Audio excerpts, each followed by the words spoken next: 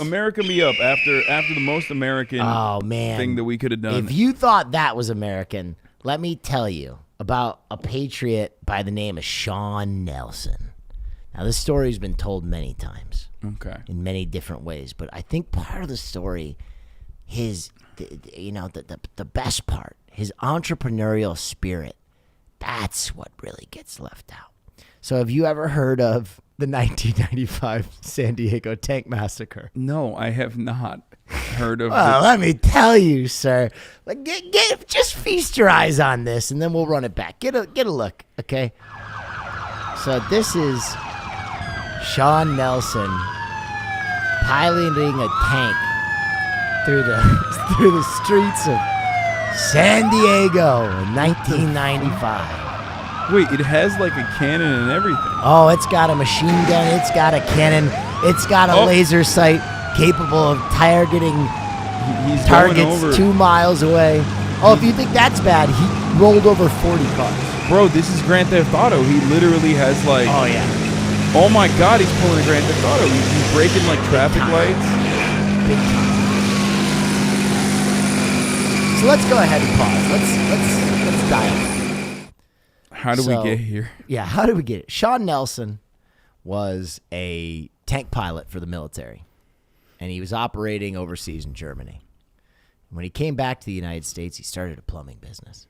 And everything was good for Shawn Nelson until he found a little way to, relax and unwind like most Americans. He started smoking crystal meth. Facts. And he got big into crystal meth. Especially, he had a motorcycle crash, dinged his back all up, and he found that the best way to alleviate the pain was with a beer and that meth pipe at the end of the day. Okay. So now his wife takes him to divorce court. She leaves him. Oh, no, another victim of divorce court. Another victim of divorce court. And, he's living in his house in San Diego all by himself. When during a meth fit, he has one of the greatest entrepreneurial ideas of all time. He's going to set up a gold mine in his backyard. Is there gold in his backyard? Well, he says there is. That's so libertarian, dude. He's such a libertarian. Okay. He sets up a mine in his backyard, and he starts sifting for gold. And he sets up a sluice, which is like where you pan for gold, in his hot tub. Facts. And he Good gets shit. an operation going. Now, he needs people to run this operation. So he gets all of his meth head friends, and they're working the mine round the They're probably so clock. efficient, though, because like so efficient. They're probably like nonstop working. So efficient that they get so deep and there's so much noise that the state comes to him and they're like, "What are you doing?" And so he files for mineral rights in his backyard. Now, unfortunately, Hasan, no gold in his backyard in San Diego. So what he starts doing is hiring neighborhood kids to steal gold, which then he melts down and plants in his mind for the other meth heads to find, so that eventually the meth heads are paying him in meth so that they can work his mind, which he's planting gold in, so that the meth heads will find the gold and pay him more meth to work his mine. And it's just a perfect operation. Yeah. So I see no problem with this. No operation. Well, anyway, tensions run high when accusations that he's planting gold in his meth mine. So there's a lot of wrestling going on, a lot of shirtless wrestling, and he eventually breaks his neck during a heated wrestling match. This is going to a place that I did not expect it to go to. Oh, yeah. Wait. And his friend, who is a nurse, a meth nurse, basically does her best to fix his broken neck. With more meth, I suspect. That's bang, right on the nose. Okay, good. Anyway, the meth operation reaches heights unknown. His friends start bailing on him because they realize this is a scam. And without a wife... You're telling me that... And without a steady... The operation got to a point where meth heads were like, oh, fuck this, dude. Yes. Without a steady influx of meth, he's getting kind of desperate. So he turns to even more meth. At this point, as you would, he has a vision with his friend where he envisions a laser device that can incept ideas in people's head. And he also envisions that he needs to steal a tank to fight a dragon. this is good stuff so far.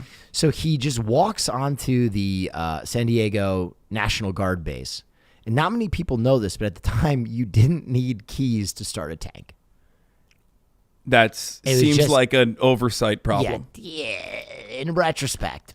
Yeah, kind of fucked up there. So he just walks onto the San Diego National Guard Are we base. sure you need a key now for tanks? Yes, I'm fairly sure. And he just push starts one of these tanks. And he goes on a rampage for the next few hours, flattening 40 cars, causing hundreds of thousands of damage, if not millions, and leaving over 5,000 San Diegans without power. Now, the police in San Diego, they have no ability to stop the tank. The spike strips do nothing. They can't pit the thing. It's just brutal. So they decide that they're going to call in Comanche attack helicopters. What? Yeah. Oh, yeah. From the local San Diego military base.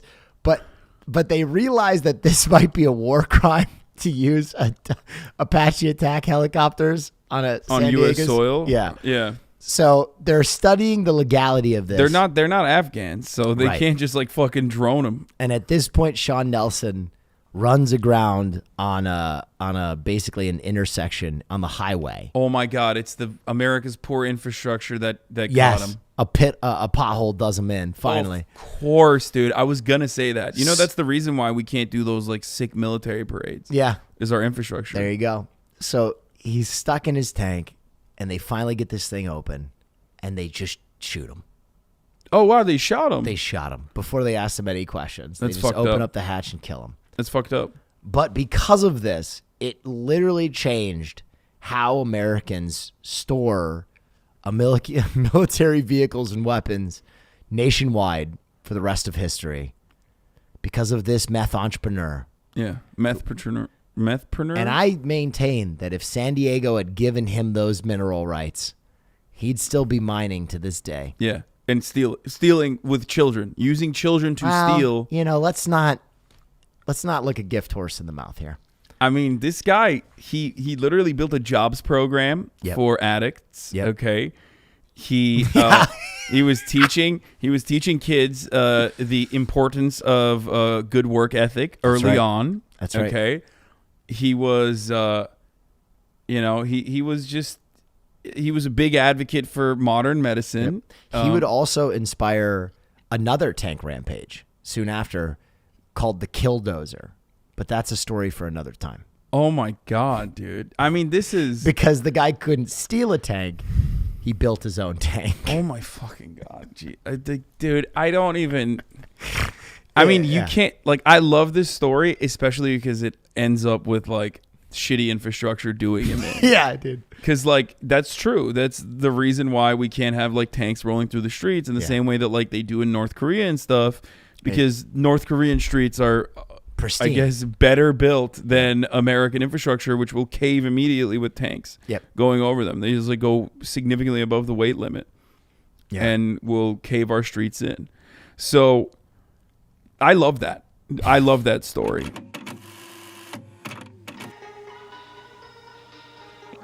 I'm saying it, dude.